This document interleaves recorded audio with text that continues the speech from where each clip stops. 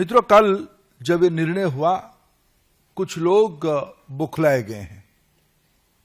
कहते हैं सरकार उनकी है, सिस्टम हमारी है। मैं जब बात आ ही गई तो थोड़ा पूरी बात खुल के चर्चा करनी ही चाहिए। देश उसको, उस सच्चाई को जाननी ही चाहिए। 51 में सरकार किसकी थी, सिस्टम किसकी थी? 1931 में आखिरी जातिगत जनगणना हुई थी। 41 में देश आजाद नहीं हुआ था, उस हुकूमत ने उसको नहीं किया। लेकिन 51 में सिस्टम और सरकार किसके हाथ में थी? स्वर्गीय पंडित जवाहरलाल नेहरू जी ने कि मत यह जग जाहिर था। अगर बाबा साहेब और बापू ना होते, सामाजिक संवेदनता का कोई विषय नहीं होता उनकी मन में, संविधान सभा की परामर्श नहीं होता, तब देश में आज आरक्षण नहीं होता। क्यों? पहला प्रधानमंत्री पंडित नेहरू जी जातिगत आरक्षण के कट्टर विरोधी थे। ये विरोध केवल बयानों में सीमित नहीं था।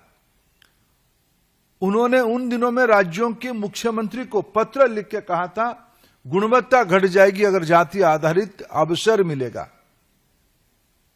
सिस्टम किसके हाथ में था?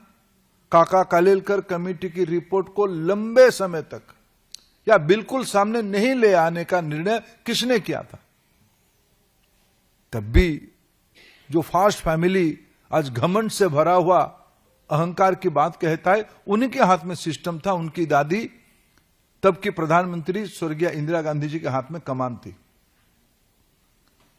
जनता पार्टी सरकार ने 77 में मंडल कमीशन बिठाई, फिर एक बार सामाजिक न्याय को पटरी पर लाने के लिए।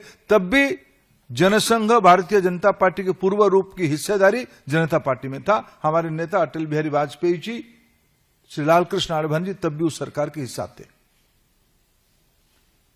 उस मंडल कमीशन की रिपोर्ट को 10 साल तक काल कोठरी में बंद रखने का काम किसने किया? सिस्टम किसके हाथ में था? सरकार किसकी थी? कांग्रेस पार्टी की थी। जब बीपी सिंह जी के नेतृत्व की सरकार मंडल कमीशन को लागू किया, तब भी भारतीय जनता पार्टी उस सरकार की समर्थक रही। हमारी समर्थन से वो सरकार बनी थी, हमारी सुझाव से मंडल कमीशन लागू हुआ। और ये देश भूला नहीं है। मैं आप सभी को अनुरोध करूंगा, आप सभी के आर्काइव्स में जाके एक बार देख ले, उस समय की प्रधानमंत्री श्री राजीव गांधी जी की, पूर्व प्रधानमंत्री नेता प्रतिपक्ष श्री राजीव गांधी जी की क्या बयान था। लंबे समय पानी पी पी के उन्होंने ओबीसी रिजर्वेशन के खिलाफ भाषण दिए हैं। सिस्टम किसके हाथ में था तब? प्रधानमंत्री नरेंद्र मोदी एक सामान्य वंचित परिवार से, पिछड़े परिवार से आते हैं। कांग्रेस पार्टी की ऊपर से नीचे तक इतनी कुंठा है उनके नेतृत्व के प्रति, यानी देश की जनता ने उनको 3 बार जिताने के उपरांत, आशीर्वाद करने के उपरांत क्या शब्द लगाया जाता है? ये पाखंड और घमंड की ही परिचय है। और उनके साथ उनकी हां में हां मिलाने के लिए कुछ लोग कहते हैं कि हमने भी सोचा था, हमने पानी पिलाएंगे आगे भी। जिनकी सामाजिक न्याय अपने परिवार न्याय तक सीमित है, उनसे और हम क्या अपेक्षा करेंगे? मित्रों, कांग्रेस पार्टी सदैव देश की वंचित वर्ग, देश की आदिवासी, देश की दलित, देश की पिछड़ों के खिलाफ रही है।